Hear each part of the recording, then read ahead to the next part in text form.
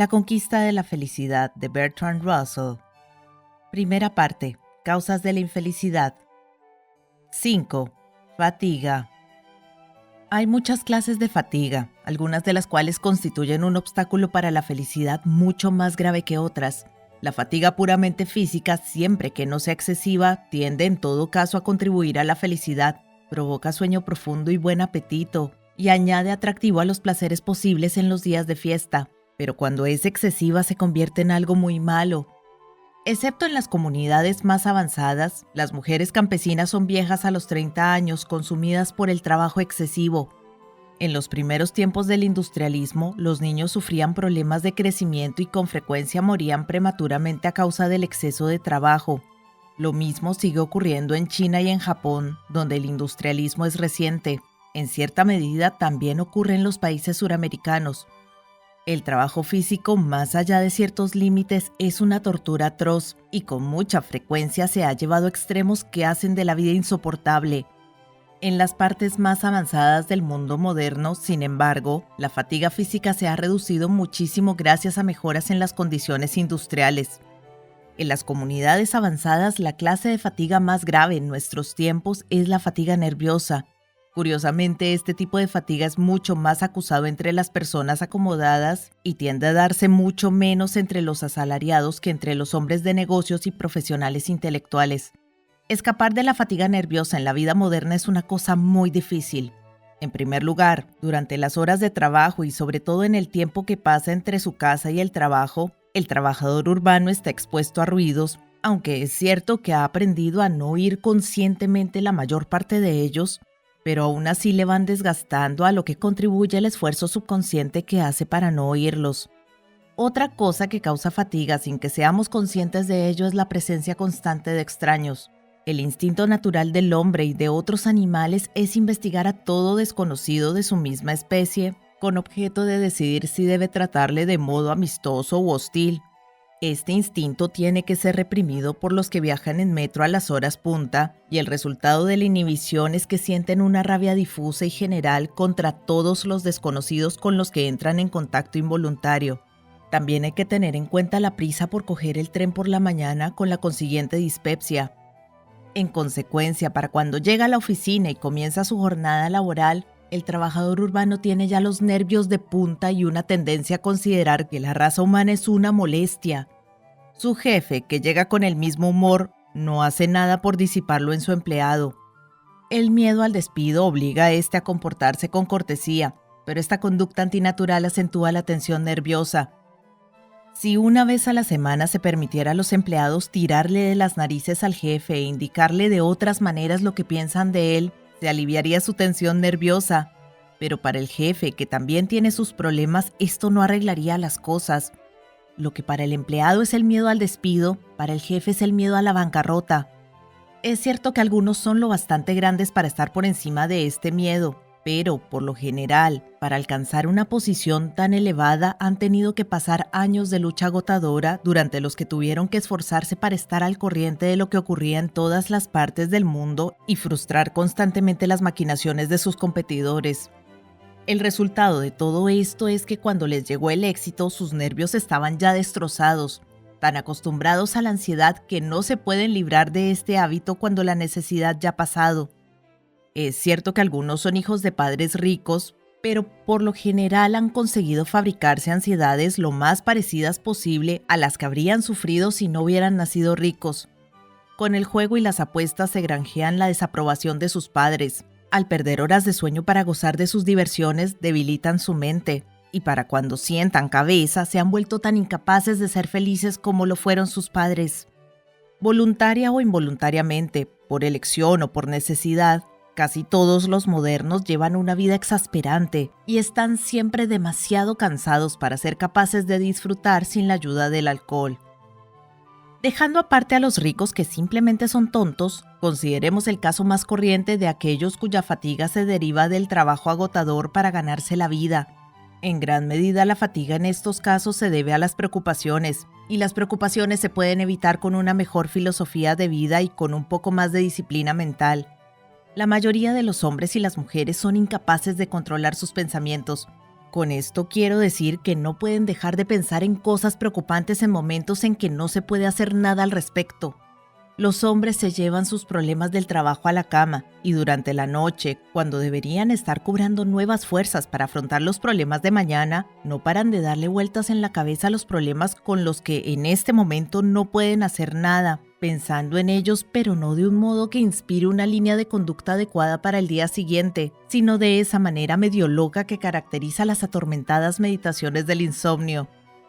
Parte de esta locura nocturna les queda pegada por la mañana, nublando su entendimiento, poniéndoles de mal humor y haciendo que se enfurezcan ante cualquier obstáculo. El sabio solo piensa en sus problemas cuando tiene algún sentido hacerlo. El resto del tiempo piensa en otras cosas, o si es de noche no piensa en nada. No pretendo sugerir que en una gran crisis, por ejemplo, cuando la rutina es inminente o cuando un hombre tiene motivos para sospechar que su mujer le engaña, sea posible, excepto para unas pocas mentes excepcionalmente disciplinadas, dejar de pensar en el problema en momentos en que no se puede hacer nada. Pero es perfectamente posible dejar de pensar en los problemas en los días normales, excepto cuando hay que hacerles frente. Es asombroso cuánto pueden aumentar la felicidad y la eficiencia cultivando una mente ordenada que piense en las cosas adecuadamente en el momento adecuado y no inadecuadamente a todas horas. Cuando hay que tomar una decisión difícil o preocupante, en cuanto se tengan todos los datos posibles, hay que pensar en la cuestión de la mejor manera posible y tomar la decisión. Una vez tomada la decisión, no hay que revisarla a menos que llegue a nuestro conocimiento algún nuevo dato. No hay nada tan agotador como la indecisión, ni nada tan estéril. Muchas preocupaciones se pueden reducir si uno se da cuenta de la poca importancia que tiene el asunto que está causando la ansiedad. A lo largo de mi vida he hablado en público un considerable número de veces. Al principio el público me aterrorizaba y el nerviosismo me hacía hablar muy mal. Me daba tanto miedo pasar por ello que siempre deseaba romperme una pierna antes que tener que pronunciar el discurso. Y cuando terminaba estaba agotado por la tensión nerviosa. Poco a poco fui aprendiendo a sentir que no importaba si hablaba bien o mal. En cualquiera de los dos casos, el universo seguiría prácticamente igual. Descubrí que cuanto menos me preocupara de si hablaba bien o mal, menos mal hablaba. Y poco a poco la tensión nerviosa disminuyó hasta casi desaparecer. Gran parte de la fatiga nerviosa se puede combatir de este modo. Lo que hacemos no es tan importante como tendemos a suponer. Nuestros éxitos y fracasos, a fin de cuentas, no importan gran cosa. Se puede sobrevivir incluso a las grandes penas. Las aflicciones que parecían que iban a poner fin a la felicidad para toda la vida se desvanecen con el paso del tiempo hasta que resulta casi imposible recordar lo intensas que eran. Pero por encima de estas consideraciones egocéntricas está el hecho de que el ego de una persona es una parte insignificante del mundo. El hombre capaz de centrar sus pensamientos y esperanzas en algo que le trascienda puede encontrar cierta paz en los problemas normales de la vida, algo que le resulta imposible al egoísta puro. Se ha estudiado demasiado poco lo que podríamos llamar higiene de los nervios. Es cierto que la psicología industrial ha realizado complicadas investigaciones sobre la fatiga y se ha demostrado mediante concienzudas estadísticas que si uno sigue haciendo una cosa durante un tiempo suficientemente largo, acaba bastante cansado. Un resultado que podría haberse adivinado sin tanto despliegue de ciencia. Los estudios psicológicos de la fatiga se ocupan principalmente de la fatiga muscular, aunque también se han hecho algunos estudios sobre la fatiga en los niños en edad escolar. Sin embargo, ninguno de estos estudios aborda el problema importante. En la vida moderna, la clase de fatiga que importa es siempre emocional. La fatiga puramente intelectual, como la fatiga puramente muscular, se remedia con el sueño. Una persona que haya tenido que hacer una gran cantidad de trabajo intelectual desprovisto de emoción, como por ejemplo una serie de cálculos complicados, se duerme al final de cada jornada y así se libra de la fatiga que el día le ocasionó. El daño que se atribuye al exceso de trabajo casi nunca se debe a esta causa, sino a algún tipo de preocupación o ansiedad. Lo malo de la fatiga emocional es que interfiere con el descanso. Cuanto más cansado está uno, más imposible le resulta parar. Uno de los síntomas de la inminencia de una crisis nerviosa es creerse que el trabajo de uno es terriblemente importante y que tomarse unas vacaciones acarrearía toda clase de desastres. Si yo fuera médico, recetaría vacaciones a todos los pacientes que consideraran muy importante su trabajo. La crisis nerviosa que parece provocada por el trabajo se debe en realidad, en todos los casos que he conocido personalmente, a algún problema emocional del que el paciente intenta escapar por medio del trabajo. Se resiste a dejar de trabajar porque si lo hace, ya no tendrá nada que le distraiga de pensar en sus desgracias, sean las que sean. Por supuesto, el problema que puede ser el miedo a la bancarrota, y en ese caso su trabajo está directamente relacionado con su preocupación. Pero incluso en este supuesto, es probable que la preocupación le empuje a trabajar tanto que su entendimiento se nuble y la bancarrota llega antes de lo que habría llegado si hubiera trabajado menos. En todos los casos es el problema emocional, no el trabajo, lo que ocasiona la crisis nerviosa. La psicología de la preocupación no es nada simple. Ya he hablado de la disciplina mental, es decir, el hábito de pensar en las cosas en el momento adecuado. Esto tiene su importancia primero porque hace posible aguantar la jornada de trabajo con menos desgaste mental, segundo porque proporciona una cura para el insomnio y tercero porque aumenta la eficiencia y permite tomar mejores decisiones. Pero los métodos de este tipo no afectan al subconsciente o inconsciente, y cuando el problema es grave ningún método sirve de mucho a menos que penetre bajo el nivel de la conciencia. Los psicólogos han realizado numerosos estudios acerca de la influencia del subconsciente en la mente consciente, pero muchos menos sobre la influencia de la mente consciente en el subconsciente. Sin embargo, esto último tiene una enorme importancia en el terreno de la higiene mental, y hay que entenderlo si se quiere que las convicciones racionales actúen en el reino de lo inconsciente. Esto se aplica en particular a la cuestión de la preocupación. Es bastante fácil decirse a uno mismo que si ocurriera tal o cual desgracia no sería tan terrible, pero mientras esta sea solo una convicción consciente, no funcionará en las noches de insomnio ni impedirá las pesadillas. Personalmente creo que se puede implantar en el subconsciente una idea consciente si se hace con suficiente fuerza e intensidad. La mayor parte del subconsciente está formado por pensamientos con mucha carga emocional que alguna vez fueron conscientes y han quedado enterrados. Este proceso de enterramiento se puede hacer deliberadamente y de este modo se puede conseguir que el subconsciente haga muchas cosas útiles. Yo he descubierto, por ejemplo, que si tengo que escribir sobre algún tema difícil, el mejor plan consiste en pensar en ello con mucha intensidad, con la mayor intensidad de la que soy capaz, durante unas cuantas horas o días, y al cabo de ese tiempo dar la orden, por decirlo de algún modo, de que el trabajo continúe en el subterráneo. Después de algunos meses vuelvo conscientemente al tema y descubro que el trabajo está hecho. Antes de descubrir esta técnica solía pasar los meses intermedios preocupándome porque no obtenía progresos. Esta preocupación no me hacía llegar antes a la solución y los meses intermedios eran meses perdidos, mientras que ahora puedo dedicarlos a otras actividades. Con las ansiedades se puede adoptar un proceso análogo en muchos aspectos. Cuando nos amenaza alguna desgracia, consideremos seria y deliberadamente qué es lo peor que podría ocurrir. Después de afrontar esta posible desgracia, busquemos razones sólidas para pensar que, al fin y al cabo, el desastre no sería tan terrible. Dichas razones existen siempre, porque en el peor de los casos, nada de lo que le ocurra a uno tiene la menor importancia cósmica. Cuando uno ha considerado serenamente durante algún tiempo la peor posibilidad y se ha dicho a sí mismo con auténtica convicción, bueno, después de todo la cosa no tendría demasiada importancia, descubre que la preocupación disminuye en grado extraordinario. Puede que sea necesario repetir el proceso unas cuantas veces, pero al final, si no hemos eludido afrontar el peor resultado posible, descubriremos que la preocupación desaparece por completo y es sustituida por una especie de regocijo. Esto forma parte de una técnica más general para evitar el miedo. La preocupación es una modalidad de miedo y todas las modalidades de miedo provocan fatiga. Al hombre que ha aprendido a no sentir miedo le disminuye enormemente la fatiga de la vida cotidiana. Ahora bien, el miedo en su forma más dañina surge cuando existe cierto peligro que no queremos afrontar.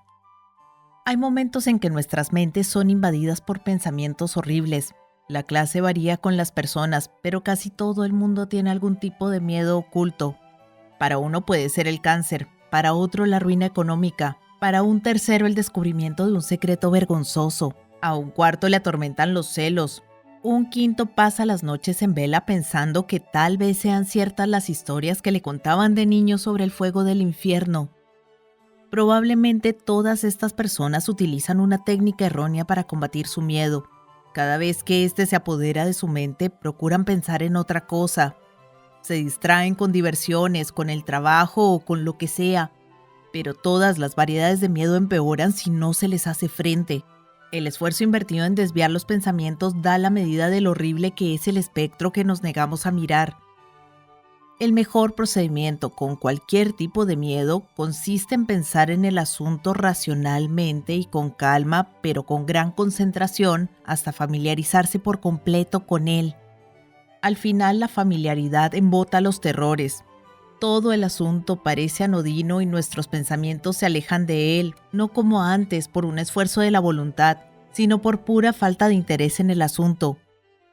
Cuando se sienta usted inclinado a preocuparse por algo, sea lo que fuere, lo mejor es siempre pensar en ello aún más de lo que lo haría normalmente, hasta que por fin pierda su morbosa fascinación. Una de las cuestiones en las que más falla la moral moderna es esta del miedo. Es cierto que se espera que los hombres tengan valentía física, sobre todo en la guerra, pero no se espera de ellos ninguna otra forma de valor, y de las mujeres no se espera que muestren valor de ningún tipo. Una mujer que sea valerosa tiene que ocultar que lo es si quiere gustar a los hombres. También se tiene la mala opinión del hombre valeroso en cualquier aspecto que no sea ante el peligro físico. La indiferencia ante la opinión pública, por ejemplo, se considera un desafío, y el público hará todo lo que pueda para castigar al hombre que se atreve a burlarse de su autoridad. Todo esto es lo contrario de lo que se debería hacer. Toda forma de valor, tanto en hombres como en mujeres, debería ser tan admirada como lo es la valentía física en un soldado. El hecho de que el valor físico sea tan corriente entre los varones jóvenes demuestra que el valor se puede desarrollar en respuesta a la opinión pública que lo exige. Si hubiera más valor, habría menos preocupaciones y, por lo tanto, menos fatiga. Y es que una gran proporción de las fatigas nerviosas que sufren en la actualidad hombres y mujeres se debe a los miedos, conscientes o inconscientes. Una causa muy frecuente de fatiga es el afán de excitación. Si un hombre pudiera pasarse su tiempo libre durmiendo, se mantendría en buena forma, pero las horas de trabajo son espantosas y siente necesidad de placer durante sus horas de libertad. El problema es que los placeres más fáciles de obtener y más superficialmente atractivos son casi todos de los que agotan los nervios. El deseo de excitación, cuando pasa de cierto punto, indica un carácter retorcido o alguna insatisfacción instintiva. En los primeros días de un matrimonio feliz, casi ningún hombre siente necesidad de excitación, pero en el mundo moderno muchos matrimonios tienen que aplazarse tanto tiempo que, cuando por fin resultan económicamente posibles, la excitación se ha convertido en un hábito que solo se puede dominar durante un corto tiempo. Si la opinión pública permitiera a los hombres casarse a los 21 años sin asumir las cargas económicas que actualmente conlleva el matrimonio, muchos hombres nunca irían en busca de placeres agotadores tan fatigosos como su trabajo. Sin embargo, sugerir esta posibilidad se considera inmoral, como se ha visto en el caso del juez Lindsay, que ha quedado deshonrado a pesar de su larga y honorable carrera por el único crimen de querer salvar a los jóvenes de las desgracias que les caen encima como consecuencia de la intolerancia de sus mayores. Pero de momento no voy a seguir hablando de esta cuestión que corresponde al apartado de la envidia, del que nos ocuparemos en el siguiente capítulo. Al individuo particular, que no puede alterar las leyes y las instituciones que regulan su vida, le resulta difícil estar a la altura de la situación creada y perpetuada por moralistas opresores. Sin embargo, vale la pena darse cuenta de que los placeres excitantes no conducen a la felicidad, aunque mientras sigan siendo inalcanzables otras alegrías más satisfactorias, a algunos la vida puede resultarles imposible de soportar si no es con la ayuda de la excitación. En semejante situación, lo único que puede hacer un hombre prudente es dosificarse y no permitirse una cantidad de placeres fatigosos que perjudiquen su salud o interfiera con su trabajo. La cura radical para los problemas de los jóvenes consiste en un cambio de la moral pública. Mientras tanto, lo mejor que puede hacer un joven es pensar que acabará llegando el momento en que pueda casarse y que sería una tontería vivir de un modo que haga imposible un matrimonio feliz, como es fácil que suceda con los nervios alterados y una incapacidad adquirida para los placeres más suaves. Uno de los peores aspectos de la fatiga nerviosa es que actúa como una especie de cortina que separa al hombre del mundo exterior. Las impresiones le llegan como amortiguadas y apagadas. Ya no se fija en la gente más que para irritarse por sus pequeños vicios y manías. No saca ningún placer de la comida ni del sol, sino que tiende a concentrarse tensamente en unas pocas cosas, indiferente a todo lo demás. Esta situación le impide descansar y la fatiga va aumentando constantemente hasta llegar a un punto en que se hace necesario el tratamiento médico. En el fondo, todo esto es un castigo por haber perdido ese contacto con la tierra de que hablábamos en el capítulo anterior. Pero no es fácil encontrar la manera de mantener ese contacto en las grandes aglomeraciones de nuestras ciudades modernas. No obstante, otra vez hemos llegado al borde de importantes cuestiones sociales que no es mi intención tratar en este libro.